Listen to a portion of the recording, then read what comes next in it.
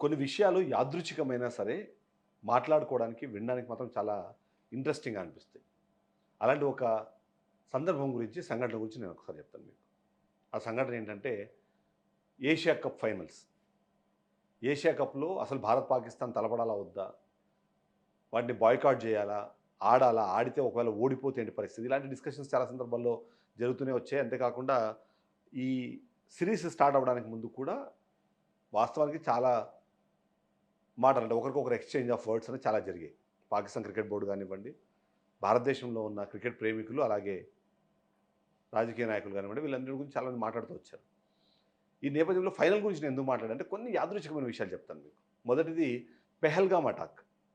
పెహల్గామ్ అటాక్‌లో పదుల సంఖ్యలో భారతీయులు మృత్యువాత పడిన తర్వాత, ఆ నేపథ్యంలో దానికి ప్రతిగా భారతదేశం నుంచి ఆపరేషన్ సింధూర్ అనే ఒక ఆపరేషన్‌ని చేశారు. చేసి వందల మంది పాకిస్తాన్ ఉగ్రవాదులని మట్టుపెట్టి ప్రపంచాన్ని ఒక్కసారిగా నివ్వెరపరిచారు. ఎందుకంటే దానికి కారణం నివ్వెరపరచడం ఎందుకు అంటున్నామంటే, భారతదేశం నుంచి వెళ్ళిన ప్రతి ఒక్క మిసైలు, ప్రతి ఒక్క ఫైటర్ జెట్టు, ఇక్కడి నుంచి వెళ్ళిన ప్రతి బుల్లెట్ కూడా అవి ఖచ్చితంగా తమ అనుకున్న టార్గెట్‌ని రీచ్ చేయగలిగాయి.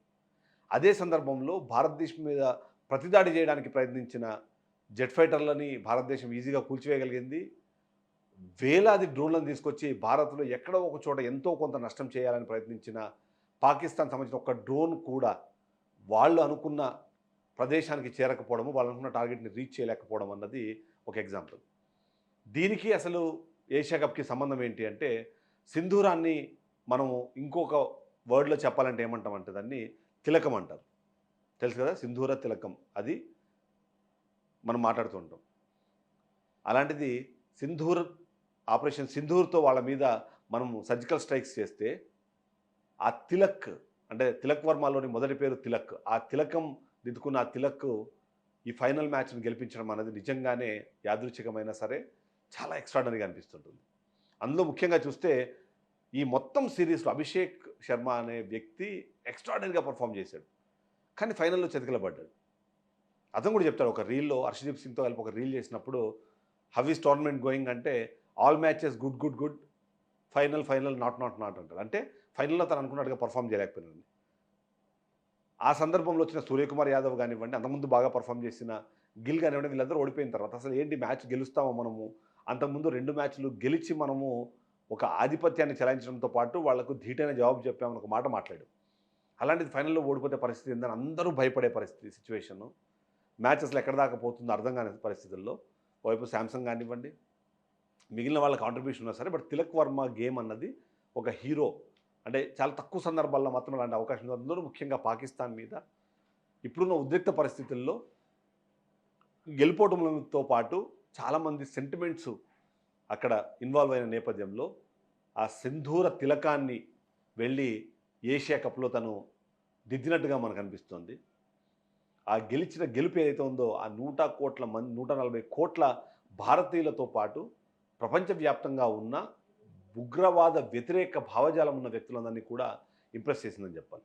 క్రికెట్ ప్రేమికులు ఖచ్చితంగా ఎంజాయ్ చేశారు. ఎందుకంటే టార్గెట్ కన్సిడరబుల్లీ గుడ్ టార్గెట్, దాదాపు 150 రన్‌లు కొట్టాల్సిన నేపథ్యంలో కూడా చివరి ఓవర్‌కు వెళ్ళి చివరి ఓవర్‌లో 10 రన్నులు కొట్టాల్సిన నేపథ్యాల్లో రెండో బాల్‌కే 6 కొట్టి మ్యాచ్‌ని ముగిచ్చేసిన తిలక్ వర్మ బ్యాటింగ్ ఏదైతే ఉందో అది నిజంగానే సింధూర తిలకాన్ని, సింధూరంతో అక్కడ ఉగ్రవాదుల్ని మట్టుపెడితే ఆ తిలకం ఇవాళ పాకిస్తాన్ అహంకారాన్ని,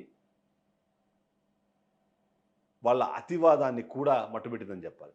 ఇంకా మనం చూసాం మ్యాచ్ టైమ్‌లో కూడా ఆ రాఫ్ అని ఉంటాడు. అతను భారతదేశంతో మ్యాచ్‌లు ఆడేటప్పుడు కూడా మేము మీ 6 ఫైటర్ జెట్లను కూల్చేసాము. పెహల్గామ్‌కి సంబంధించిన ఆపరేషన్ సింధూర్‌కి సంబంధించిన విషయాలకు సంబంధించిన గెస్చర్స్ ఇస్తూ చాలామందిని రెచ్చగొట్టాడు. దాని రియాక్షన్స్ కూడా అదే స్థాయిలో వచ్చాయి, దాంట్లో డౌట్ ఏం లేదు. కానీ ఆ రియాక్షన్స్ వచ్చే క్రమంలో భారత్ సాధించిన ఈ విజయం ఏదైతే ఉందో అది తిలక్, అదే నేను చెప్తున్నా సింధూర తిలకం. ఆ తిలక్ అనే వ్యక్తి నన్ను తీసుకొని రావడం అన్నది చాలా గొప్పగా అనిపిస్తుంది. ఆ వ్యక్తి మన తెలుగువాడు అవ్వడం అన్నది 100% మనము గర్వంగా చెప్పుకోవాల్సిన విషయం. ఇది యాదృచ్ఛికం అంటారా? దేవుడి స్క్రిప్ట్ అంటారా? ఖచ్చితంగా దేవుడు కూడా భారతదేశంతో పాటు భారతీయులందరి పక్షాన ఉన్నారు కాబట్టే ఇలాంటిది జరిగింది అన్నది మనం భావించాల్సిన అవసరం ఉంటుంది. అలా అనుకున్న తప్పేం లేదన్నది అయితే నా భావన. ఓవరాల్‌గా చూస్తే భారత్, పాకిస్తాన్ మధ్యలో మ్యాచ్‌లు 3 మ్యాచ్‌లకి 3 మ్యాచ్‌లు గెలవడము. ఈ గెలిచే నేపథ్యంలో మరొక ఇంట్రెస్టింగ్ విషయం గురించి మాట్లాడుకోవాలి. అదేంటంటే మొదటి మ్యాచ్‌లో మనం గెలిచినప్పుడు వాళ్ళు రైవల్స్ అన్నారు. సెకండ్ మ్యాచ్‌లో గెలిచినప్పుడు రైవల్స్ అన్నప్పుడు చాలా క్లారిటీ ఇచ్చేసాడు. సమవుజ్జీల్ని ప్రత్యర్థులు అంటారు. చిన్న పిల్లోడితో ఆడినట్టుగా మేము ఆడేస్తున్నాం. వీళ్ళు మా ప్రత్యర్థులేంటి? ఆ మాటను తీసేసేయండి అని. So, that actually gives every Indian a great gesture. And భారతీయులందరూ ఖచ్చితంగా ఐకమత్యంగా ఉన్నారు. అది గేమ్ అయినా అంటే ఏమన్నా అంటారు దాన్ని వాస్తవానికి అది మైదానమైన, యుద్ధరంగమైన భారత్ ముందు పాకిస్తాన్ నిలబడలేదు అన్న విషయాన్ని మరొకసారి మనం ఇక్కడ చెప్పాల్సిన అవసరం అయితే కనిపిస్తుంది.